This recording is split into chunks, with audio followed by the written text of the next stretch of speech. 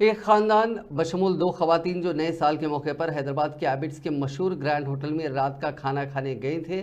खाने के मियार पर झगड़े पर उसके अमले ने हमला किया। वाकई का एक वीडियो सामने आया जिसमें हमलावरों को लाठियों और कुर्सियों का इस्तेमाल करते हुए मुतासरीन पर वहशियाना हमला करते हुए देखा गया। शिकायत कुरिंदगार ने इल्ज़ाम लगाया कि उनकी बिरयानी में गोश्त कम पकने की शिकायत के बाद अमला जारहाना हो गया और हमला कर दिया। सुमित सिंह की शिकायत पर एबिट्स पुलिस ने इस सिलसिले में एक केस दर्ज किया।